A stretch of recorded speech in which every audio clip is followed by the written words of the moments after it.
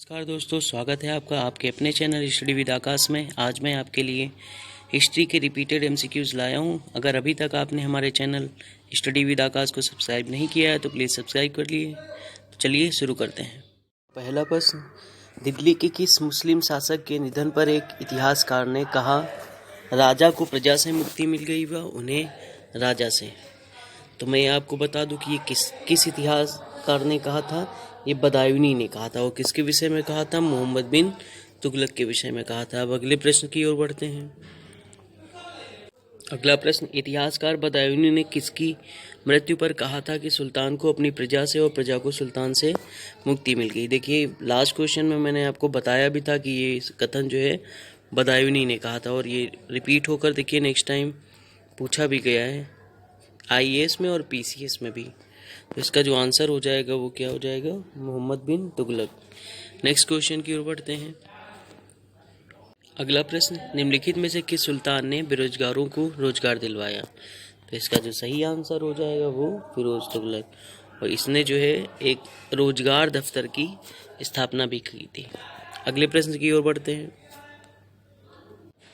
अगला प्रश्न, बेरोजगारों के सहायतार्थ दिल्ली के निम्नलिखित सुल्तानों में से किसने रोजगार कार्यालय की स्थापना की थी? तो इसका जो सही आंसर हो जाएगा, अगले ऑप्शन भी देख लेते हैं, इनमें से कोई तो है नहीं। अगला ऑप्शन मोहम्मद बिन तुगलक ने या फिरोज शाह तुगलक ने। तो इसका जो सही आंसर है वो फिरोज शाह तुगलक ने। देखिए, रिपीटेड क्वेश्चंस हैं, बहुत बार आए हैं एग्जाम में। अब अगले प्रश्न की ओर बढ़ते हैं। अगला क्वेश्चन, दिल्ली का सुल्तान जो दान दक्षिणा के बारे में काफ़ी ध्यान रखता था और इसके लिए एक विभाग दीवाने खैरात स्थापित किया, वह था कौन था? तो ये फिरोज शाह तुगलक ही थे। तो बी ऑप्शन आपका सही हो जाएगा। और इस दीवाने खैरात के थ्रू जो है मुसलमान लड़कियों की शादी भी करता था ये। अब अगले प्रश्न की ओर बढ़ते हैं। अगला प्रश्न, निम्नलिखित में से किस सुल्तान के दरबार में सबसे अधिक गुलाम थे? तो ये थे फिरोज शाह तुगलक के दरबार में लगभग 1,80,000 के आसपास जो है गुलाम थे। और यही कारण बना था कि जो है इसके साम्राज्य के पतन का कारण इतने ज़्यादा जो है गुलाम रख लेना, और प्रत्येक गुलाम को जो है 10 से 100 टंके जो है ये वेतन देता था। टंका बोल सकते हैं, मुद्रा थी उस वक्त की। अब अगले प्रश्न की ओर बढ़ते हैं। अगला, मध्यकालीन भारतीय राजाओं के संदर्भ में निम्नलिखित में से कौन सा कथन सही है? तो पहला पढ़ते हैं, अलाउद्दीन खिलजी ने पहले एक विभाग आरिज विभाग स्थापित किया। तो ये गलत है। अगला देखते हैं, बलबन ने अपनी सेना के घोड़ों को दागने की पद्धति शुरू की। ये भी गलत है। मोहम्मद बिन तुगलक के बाद दिल्ली की गद्दी पर उसके चाचा बैठे। तो ये भी गलत है। और डी, फिरोज तुगलक के गुलामों का एक अलग विभाग था, सही है। और कौन सा विभाग था? दीवाने बंदगान। ठीक है, तो ये आपका डी ऑप्शन इसमें सही हो जाएगा। अब अगले प्रश्न की ओर बढ़ते हैं। अगला क्वेश्चन, सर्वप्रथम लोक निर्माण विभाग की स्थापना किसने की थी? तो ये फिरोज शाह तुगलक ने की थी। लगभग 300 नवीन नगरों का निर्माण कराया था, जिनमें से प्रमुख नगर मैं आपको बता दूं कि फतेहाबाद, हिसार, फिरोजपुर, जौनपुर, फिरोजाबाद, ये सब थे। अगले प्रश्न की ओर बढ़ते हैं। अगला प्रश्न, दिल्ली का जो सुल्तान भारत में नहरों के सबसे बड़े जाल का निर्माण करने के लिए प्रसिद्ध था, वह था फिरोज शाह तुगलक। इसने जो है पांच बड़ी नहरों का निर्माण कराया था। ठीक, 5 बड़ी नहरों का निर्माण कराया था। और मैं आपको बता दूं कि पहली जो नहर थी वो 150 मीटर लंबी थी, जो यमुना नदी का पानी हिसार तक ले जाती थी। और दूसरी 96 मील लंबी थी, सतलज से गागरा तक जाती थी। और तीसरी सिरमौर की पहाड़ियों से निकलकर हांसी तक जाती थी। और चौथी घाघरा से फिरोजाबाद तक जाती थी। और 5वीं यमुना नदी से फिरोजाबाद तक जाती थी। अब अगले प्रश्न की ओर बढ़ते हैं। अगला प्रश्न, हक्काए सर्ब अथवा सिंचाई कर लगाने वाला दिल्ली का प्रथम सुल्तान कौन था? तो ये फिरोज शाह तुगलक था, फिरोज तुगलक। और इसने किया क्या था? ये जो कर लगाया था वो किसी सहमति से लगाया था? उलेमा वर्ग की सहमति से। तो मैं बता दूं, ये उलेमा वर्ग उलेमा वर्ग की स्वीकृति से जो है ये टैक्स लगाया था। और टैक्स कितना लगाया था? पैदावार का 1/10, एक 1/10 जितना फसल होता था उसका एक भाग लेता था। सपोज दैट 10 फसल हो रही है तो उसका 1 पार्ट जो है वो टैक्स के रूप में ले लेता था। अगले क्वेश्चन की ओर बढ़ते हैं। अगला प्रश्न, दिल्ली के किस सुल्तान ने ब्राह्मणों पर भी जजिया लगाया था? तो किसने लगाया था? ये फिरोज तुगलक ने लगाया था। तो इसमें क्या हो गया था, जब ये ब्राह्मणों पर जजिया कर लगाया था तो दिल्ली के जितने ब्राह्मण थे उन्होंने भूख हड़ताल कर दी थी। जब भूख हड़ताल कर दी थी तो दिल्ली के जो अन्य हिंदू लोग थे तो उन्होंने क्या किया था, सब लोगों ने मिलकर जो है ब्राह्मणों का जजिया कर देना एक्सेप्ट कर लिया था कि वो खुद देंगे जजिया, ब्राह्मणों को नहीं देना पड़ेगा। अब अगले प्रश्न की ओर बढ़ते हैं। अगला प्रश्न, निम्नलिखित में से किस सुल्तान ने फलों की गुणवत्ता सुधारने के लिए उपाय किए? तो किसने किए थे? ये भी जो है फिरोज शाह तुगलक ने किया था। और इसने जो है 1200 नए फलों के बाग लगाए। और इसने जो है अलाउद्दीन के समय के 30 पुराने बागों को फिर से जो है लगवाया था।